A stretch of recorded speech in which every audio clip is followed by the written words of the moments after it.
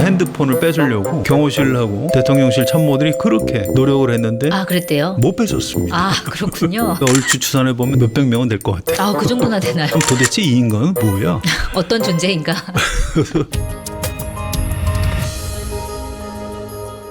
네, 정치 막전 막후 시작하겠습니다. 안녕하세요. 저는 한겨레 송채경화 기자고요. 오늘도 성원영 한겨레 정치부 선임 기자 나오셨습니다. 안녕하세요. 네, 안녕하세요. 반갑습니다. 네, 반갑습니다. 자, 오늘은 11월 7일에 열릴 예정인 윤석열 대통령의 대국민 담화 기자회견 관련된 얘기 먼저 해봐야 될 것 같습니다. 일단 지난주 목요일이었죠. 10월 31일에 윤석열 대통령과 명태균 씨 간의 통화 음성 파일이 공개가 됐고 그 다음 날 한국갤럽 여론조사에서 지지율이 10%대로 내려앉았습니다. 그리고 11월 4일 어제는 한동훈 국민의힘 대표가 윤석열 대통령을 향해서 대국민 사과를 하셔라 이렇게 요청을 한 상황에서 어젯밤에 뒤늦게 한 9시 넘어서 대통령실에서 대국민 담화를 한다 이렇게 밝혔는데 갑작스럽게 왜 이렇게 기자회견을 한다라고 밝혔는지 이유가 좀 궁금하고 만약에 기자회견을 하게 되면 국면 돌파가 될지 아니면 역효과가 날지 어떻게 보시는지 궁금합니다. 글쎄 아직 뭐 시간이 좀 있으니까 두고 봐야 되겠죠. 네. 근데 어제 저녁 때까지만 해도 11월 말쯤에 뭐 기자회견 또는 국민과의 대화 네. 이런 거를 한다 이렇게 알려져 있었어요. 그래서 깜짝 놀랐습니다. 어제 밤늦게 9시 넘어서지요. 네, 각 언론사 정치부 기자들이 막 이 기사 다 뜯어고치더라고요. 네. 좀 힘들었을 것 고생들 같아요. 한 것 같습니다. 아무튼 좀 이 다급했던 것 같아요. 그러니까 뭐 버티려고 했는데 좀 버티기가 어렵다. 네. 뭐 일단 지난번하고 같은 형식으로 담화하고 기자와의 인터뷰 뭐 이런 걸 하여튼 뭐가 됐다 하겠다. 네. 이걸 먼저 던질 필요가 있다 이런 건의를 아마 참모들이 강하게 했던 것 같고요. 그걸 저녁 늦게 그 윤석열 대통령을 설득하는 데 성공한 게 아닌가. 네. 뭐 이렇게 추정이 됩니다. 그렇군요. 아무튼 이런 중요한 결정을 낮에 근무 시간에 안 하고 밤 9시가 넘어서면은 대략 우리가 상상이 가는 장면이 있는데 네. 뭐 그건 알 수는 없죠. 아무튼 누구한테 허락을 받았느냐 이게 뭐 어떻게 최종적으로 이제 김건희 여사한테 물어보기는 했겠죠. 아무튼 네. 뭐 정진석 비서실장이나 홍철호 정무수석 이런 분들이 좀 집요하게 설득을 하지 않았을까 뭐 이렇게 추정이 됩니다. 아무튼 네. 뭐 하루 이틀 남았으니까 좀 어떤 내용을 담게 될지 좀 지켜보셔야 될 것 같습니다. 내용에 따라서 뭐 정면 돌파가 가능할지 국면 전환이 가능할지 아니면 뭐 역효과가 날지 그거는 내용에 따라서 좀 달라질 수 있겠네요. 송채경 기자 어떻게 보세요? 정면 어떻게 뭐 국정기조 뭐 변화 네. 이렇게 할까요? 뭐 어떻게 예상하십니까? 저는 잘 안 될 것 같습니다. 네, 이렇게 한숨을 쉬시는 이게 이제 민심인 것 같아요. 네. 이게 아직 윤석열 대통령의 인식이 내가 뭐 좀 이따 좀 더 얘기를 하겠습니다만 내가 뭘 잘못한 거야. 이제 여기에 가깝기 때문에 네.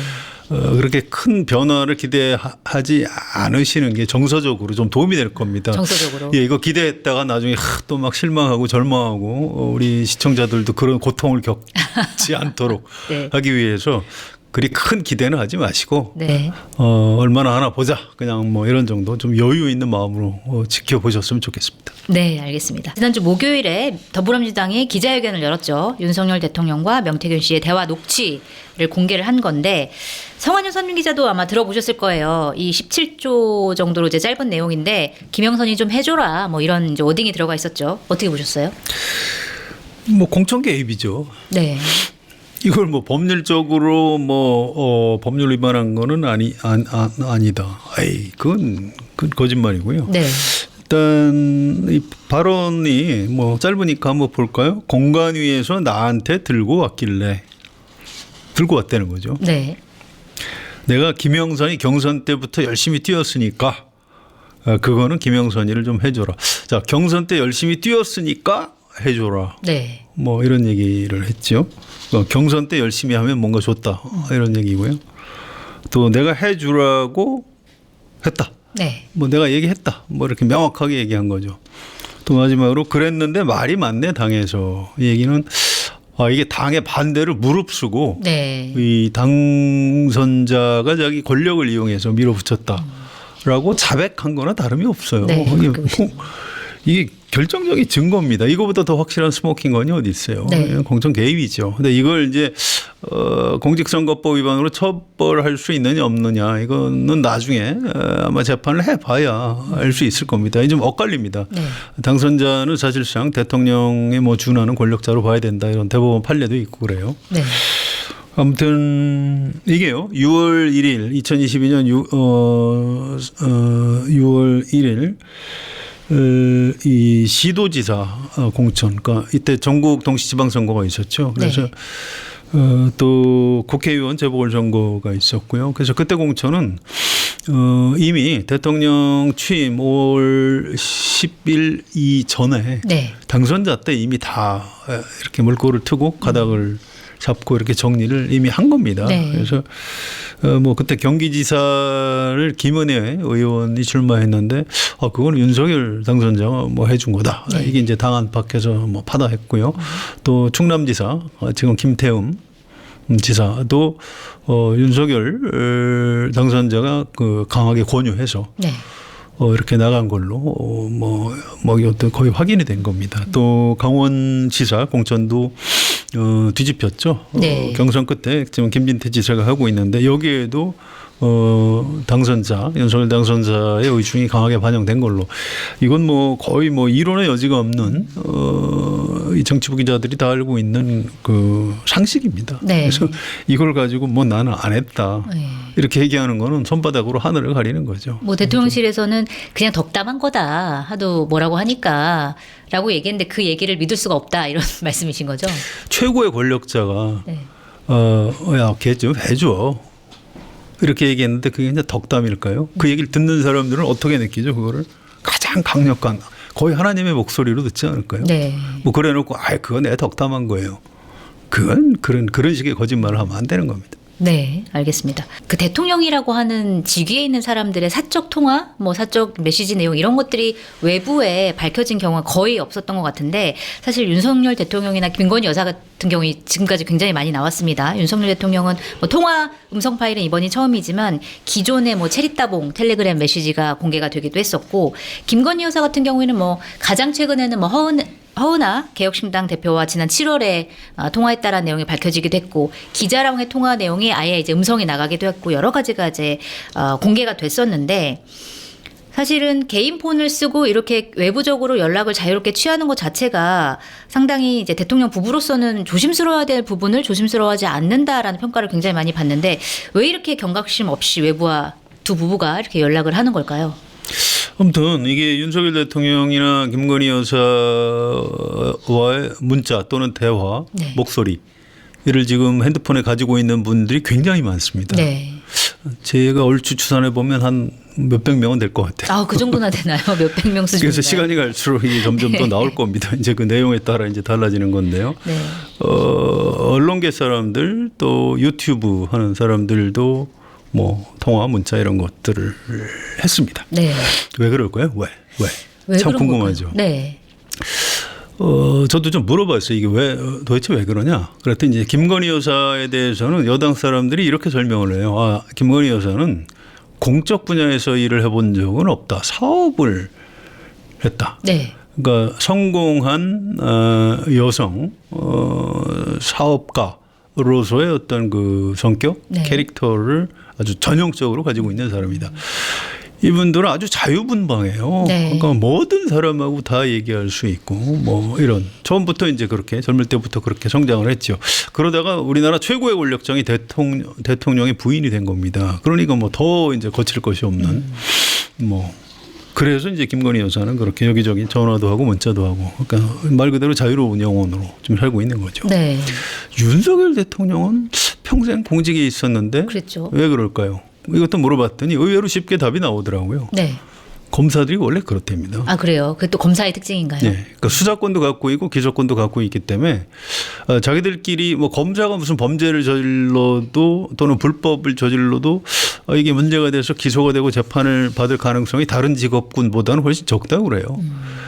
검찰 내부에만 좀 충성을 잘 하면 그래 알았어. 뭐 걔 그런 애 아니야. 이제 이렇게 하면 넘어간다는 거예요. 그래서 네.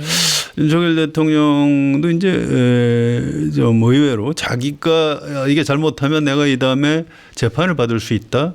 이게 유죄 판결을 받을 수도 있다. 이런 상상을 할 이유가 없는 거죠. 네.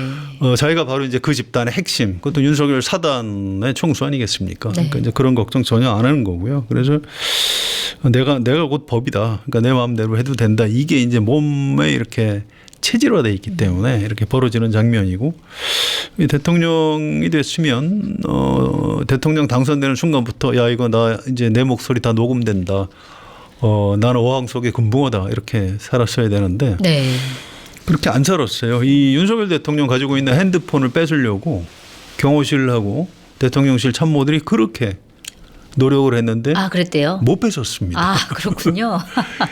이 참 사실은 뺏었어야 돼요. 네. 뭐 잠잘 때 몰래 좀 가져간다든가 이렇게 뭐 해서라도 그 경호와 그 대통령실 참모들의 어떤 그 정무적 판단의 잘못, 실수, 실패 이게 지금 오늘날 참담한 이런 결과로 이어지고 있는 측면이 있는 것 같습니다. 네. 앞으로 또 어떤 것들이 나올지 지금 국민들도 조마조마한 마음으로 지켜보고 있을 것 많이 같습니다. 나올 겁니다. 네.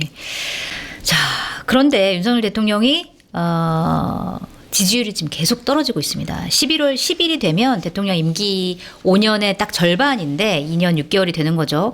그런데 이제 최근에 매주 지지율이 최저치를 갈아치우는 상황이 반복되고 있는데요. 지난주에 한국갤럽 여론조사를 보면 대통령 지지율이 19%까지 떨어지는 결과가 나왔고요. 또 최근에 중앙일보가 진행한 여론조사를 보면 여기서 질문이 있었습니다. 윤석열 대통령이 지금까지 한 일 중 가장 잘한 일은 무엇인지 생각나는 대로 한 가지만 말해달라. 이렇게 주관식 질문을 던졌는데 국민 10명 중 7명 74%가 없다 또는 모르겠다 또는 아예 응답을 하지 않았다고 합니다. 자, 방금 말씀드린 내용은 중앙선거 여론조사심의위원회 홈페이지를 참조하시면 더 자세히 보실 수 있고요. 자, 성환용 선임 기자가 보시기에 자, 윤석열 정부 지난 2년 6개월 어떻다고 생각하십니까? 총평을 좀 부탁드릴게요. 그래서 이제 임기 초부터 지지율이 한 30%대로 뚝 떨어졌었죠. 네. 뭐 그다음에 만회하지 못하고 총선 참패 이후에 더 떨어져서 지금 계속 지하실 바닥을 뚫고 내려가고 있는 이런 상황입니다. 근데 이건 어느 정도 예견됐던 상황이에요. 2022년 대통령 선거 앞두고 제가 좀 어떤 칼럼을 썼던 기억이 있습니다. 네. 윤석열 총장 정치하지 마시라. 그래서 그 이유가 첫째 이거 아마 안 될 거다. 가면은 당신 그 보수 쪽의 불쏘시개로 활용만 되고 네. 대통령 되기 어렵다. 그다음에 둘째 혹시 되더라도 이게 성공 가능성이 없다. 대통령으로서 그렇습니다. 성공 가능성이 평생 검사하는 사람이 할 수 있는 자리가 아니다. 이렇게 네. 두 가지 이유를 들었는데 나중에 대통령에 당선이 됐어요. 그러니까 일단 저로서는 틀렸죠. 네. 그래서 일종의 사과하는 내용의 칼럼을 또 썼습니다. 내가 그때 예측이 틀렸다 미안하다. 그런데 이왕 틀리는 김에 두 번째도 틀렸으면 좋겠다. 네. 그러니까 첫 번째 대통령이 안 된다고 봤는데 됐죠. 대통령으로서 돼도 실패할 거다 했는데 이게 틀려야 이 전망이 이 예측이 틀려야 윤석열 대통령이 성공하고 네. 대한민국은 검사 출신도 대통령으로 성공할 수 있다. 뭐 이런 걸 남기고 또 저 같은 이제 언론인들은 뭐 잘 모르고 한 얘기네. 그냥 역사책에 이제 그렇게 정리가 되고 저는 그러기를 바랬어요. 네. 그런데 두 번째 예측은 맞았습니다. 처절하게 지금 실패하고 있는 거죠. 네. 결과는 최악이죠. 그래서 저는 두 가지 전망 중에 하나를 맞춰놓고도 굉장히 기분이 안 좋아요. 네. 이게 도대체 무슨 꼴인지 맞으려면 처음부터 둘 다 맞췄어야 되는데. 네. 그래서 좀 굉장히 마음이 좀 안타깝고요.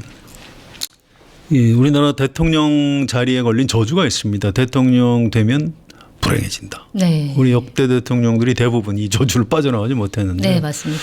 윤석열 대통령도 그 명단에 지금 이름을 올리고 있는 것 아닌가 이런 안타까움이 있습니다. 네, 굉장히 암울하게 진단을 좀 해주셨는데, 자, 그렇다고 하면 윤석열 정부의 지지율이 이렇게 계속 추락하는 원인이 몇 가지 있을 텐데, 문제적 장면 몇 가지만 좀 뽑아주실 수 있으신가요? 뭐 많은데 아무튼 일단 지금 당장 벌어지고 있는 게 이제 김건희 여사 때문에 벌어지고 있는 측면이 있으니까. 네. 대통령 선거 전부터 이미 학력고 불리기 의혹 뭐 이런 것 때문에 여러 가지 구설에 올랐었습니다. 또 대통령이 당선된 다음에 해외 순방 다니면서 굉장히 특이한 네. 여러 가지 말과 행동 이게 또 구설에 올랐고요. 심지어 어디 해외 정상 외교에 나갔는데 파티를 하는데 구석에서 남편한테 이렇게 손짓을 하면서 나가 이런 장면이 영상에 잡힌 적이 있어요. 그래서 그걸 보고 굉장히 충격을 받았었습니다. 많은 사람들 저 가짜 영상 아니야 이런 식으로. 근데 이제 사실이었고요. 그러다가 이제 뒤늦게 밝혀졌지만 2022년 9월 달에 최재형 목사한테 명품백을 선물을 받은 것. 아니 대통령 부인이 뭐가 아쉬워서 명품백을 선물을 받은 거냐. 그래서 국민의 어떤 공분이 일어났고요. 또 그 백을 받을 때 저에 대한 그 뭐 관심 이런 게 좀 어느 정도 끊어지면 제가 적극적으로 남북 문제에 좀 나설 생각이다. 그래서 사람들이 깜짝 놀랐죠. 네. 이게 뭐지? 근데 또 있었죠. 올해 9월 달에 이제 명품백 불기소되고 이렇게 되니까 마포대교에 네. 가서 공무원한테 이제 지시를 한 겁니다. 자살 예방을 위해서 난간을 높이는 조치를 했지만 현장에 보니까 아직 미흡한 점이 많다. 아니 이거 누가 봐도 대통령. 네, 그랬죠. 자기가 됐다. IM 대통령 그 얘기를 하는 거죠.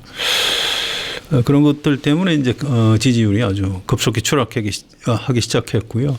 또 최근에는 이제 이것도 이제 좀 뒤늦게 드러난 문자죠. 이제 본인의 친오빠였다고 하지만 철없이 떠드는 우리 오빠 용서해 주세요. 네. 무식하면 원래 그래요. 오빠가 이해가 안 가더라고요. 지가 뭘 한다고. 이게 글쎄 모르겠어요. 그러니까 여동생을 둔 남자, 네. 그러니까 친오빠든 아니면 부인한테 오빠로 불리는 남자든 이 문자를 보고 상당히 좀 모욕감을 느끼지 않았을까요? 이게 그랬겠죠. 네. 저는 이 얘기 많이 들었어요. 아니 윤석열 대통령은 도대체 뭐 김건희 여사한테 이제 이렇게 이런 표현을 들을 정도였다면 도대체 이 인간은 뭐야? 어떤 존재인가? 어떤 대통령 이전에 인간적으로 존재론적인 어떤 네. 그 회의감, 불쾌감 같은 걸 사람들이 얘기를 참 많이 하더라고요. 그래서 이게 사소해 보이고 굉장히 좀 감정적이고 정서적인 부분 같지만 민주주의 국가에서는 이런 것들이 이 국민한테 어떤 굉장히 화를 불러일으키고 네. 어떤 정서적인 부분에서 뭔가 좀 끈이 하나 툭 끊어지는 것 같은 이런 순간 뭐 이런 것들을 지금 사고를 네. 일으키고 있는 것 아닌가 이런 생각입니다. 알겠습니다. 문제적 장면들이 대부분 다 김건희 여사와 관련된 장면으로 꼽아주셨네요. 그러니까 이번 기자회견 때 어떻게 얘기를 할지 좀 궁금해지는 대목입니다. 자, 일단 그러면 아직도 남은 임기가 2년 6개월인데 지지율을 회복할 수 있는 방안이 있을지 어떤 게 있다고 좀 보세요? 뭐 이론적으로는 김건희 여사 뭐 사과 네. 간절하게 하고 특검 받아들이고 뭐 사법 처리할 일 생기면 그것도 받아들이고 뭐 이혼 불사하더라도 네. 뭐 그런 정도 결단을 하면 이론적으로는 가능한데 현실적으로 가능할까요? 쉽지 않을 거예요. 또 김건희 여사가 책임져야 되는 여러 가지 말과 행동은 윤석열 대통령하고 직접 연결된 것들이 많습니다. 네. 뭐 공천 개입은 김건희 여사가 직접 한 게 아니죠. 남편을 통해서 한 겁니다. 그렇죠. 그래서 현직 대통령은 불소추 특권이 있기 때문에 대통령 재임 기간에는 뭐 재판을 받을 일이 없지만 퇴임하면 이 다음에 다 책임을 져야 되는 그런 일들입니다. 그래서 역설적으로 윤석열 대통령이 김건희 여사 문제는 아마 끝까지 양보를 안 하지 않을까 이렇게 추정이 되고요. 네. 그래서 지금부터는 좀 불행한 시나리오가 예상이 됩니다. 지지율 회복은 좀 어렵다고 봐야 되고요. 네. 어떤 자기 의사, 자의에 의한 질서 있는 퇴각. 일단 임기 단축 1년 개헌. 네. 그러니까 임기를 1년 줄이고 나는 그럼 국민의힘 탈당하고 국정에 전념하겠다. 여야가 그럼 지금부터 개헌을 해달라. 7공화국을 연 대통령으로 나는 남겠다. 네. 이렇게 하는 게 현재로서는 윤석열 대통령한테 가장 유리한 방안입니다. 또 두 번째는 이제 자진 사퇴하는 방안이 있겠죠. 네. 뭐 내용까지는 제가 알 수 없겠습니다만 어쨌든 자의에 의해서 대통령직에서 이제 내려오는 방안 이런 네. 것이 있고요. 그다음에 본인이 끝까지 버티면 국민의힘 일부 의원들이 이탈을 하고 야당하고 손을 잡고 해서 타의에 의한 사퇴 네. 이런 시나리오도 가능합니다. 최근에 임기 2년 단축 개헌이 있는데 이건 내용이 뭐냐면은요. 네. 내년 5월 9일이면 윤석열 대통령이 임기가 3년이 되는 겁니다. 그래서 현행 헌법 부칙에다가 현 대통령 임기는 내년 5월 9일까지로 한다. 네. 이렇게 부칙을 넣어서 개정을 하자는 겁니다. 네. 물론 이렇게 헌법을 개정하려면 국회의원 200명 이상이 찬성해야 되고요.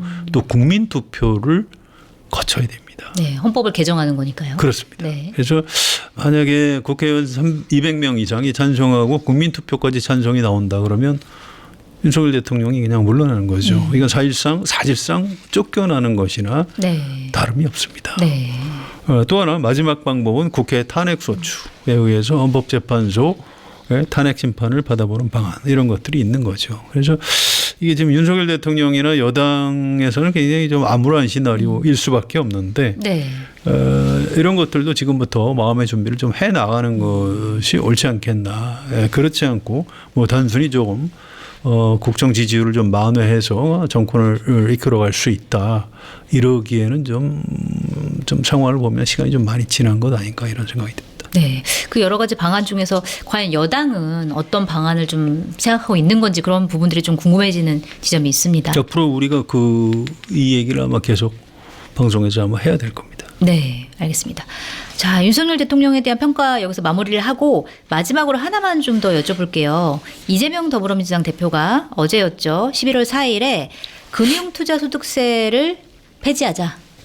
지금 정부 여당이 폐지하자 쪽인데 거기에 이제 동의하겠다 이렇게 밝혔는데 사실 이제 금투세라는 게 문재인 정부 때인 2020년에 여야 합의로 결정이 된 법안인데 이거를 이제 뒤집은 결정이어서 사실 민주당 지지층의 비판도 굉장히 많이 나오고 있는 상황인데 왜 이재명 대표가 그러니까 정부 여당이 이제 금투세 폐지를 추진하고 있는데 여기에 동의를 하고 나섰는지 그 배경이 뭔지 좀 설명 부탁드리겠습니다. 글쎄요, 뭐 포퓰리즘이죠. 국민들은 세금 내기 싫어합니다. 네. 뭐 조세 저항 하는 분들은 뭐라고 할 수 없어요. 주식 투자하면서 우리 주식 나 별로 돈도 못 벌었고 우리 주식 시장 엉망인데 무슨 세금을 내라고 그래. 싫은 겁니다. 뭐 그럴 수 있어요. 그런데 국정을 이끌어가는 정치인들, 정당 대표들은 그럼에도 불구하고 어떤 조세 저항을 잘 피해가면서 세수를 확보를 해야 되는 거예요. 그래야 나라를 운영할 수 있는 거고 또 공정한 그런 체계를 시스템을 만들어 나가야 되는 겁니다. 그런데 여야가 합의한 거를 윤석열 대통령하고 이재명 대표 둘이 지금 탄생하기도 전에 지워버린 거예요. 네. 이건 이재명 대표도 좀 본인이 조금 난감했던지 어제 그 설명을 하는데 굉장히 길게 했어요. 앞부분에는 이 금투세를 이거 해야 사실은 조세 정의 차원에서 이거 해야 되는 겁니다. 이제 이 얘기를 굉장히 길게 했어요. 네. 어느 인터넷 언론사가 일보로 해야 된다. 금투세 시행이라고 내보냈어요. 그럴 정도로. 네. 네. 그 좀 있다가 이제 마지막 부분 아니면 그게 아니고 이제 뭐 안 한다 하니까 이제 부랴부랴 정정하고 이런 그 인터넷 뉴스 사고까지 일어날 정도로 네, 그렇군요. 이재명 대표가 좀 약간 구체하게 설명을 했는데 그럼에도 불구하고 결론은 금투세를 폐지한 겁니다. 이거는 윤석열 대통령하고 손을 잡고 금투세를 폐지한 정치인으로 역사책에 남을 거고요. 네. 여기에 대한 책임은 아마 이재명 대표가 두고두고 져야 될 걸로 그렇게 예상을 합니다. 네, 알겠습니다. 오늘 말씀 여기까지 들으려고 하는데요. 덧붙일 말씀 있으실까요? 네, 뭐 짧게 할까요? 7일 기자회견이 윤석열 대통령한테는 어쩌면 마지막 기회일 수도 있겠다 이런 생각이 듭니다. 네. 김건희 여사 사과 정도 하고 넘어가려고 하면 뭐 정권이 좀 무너지지 않을까 이런 생각이 들고요.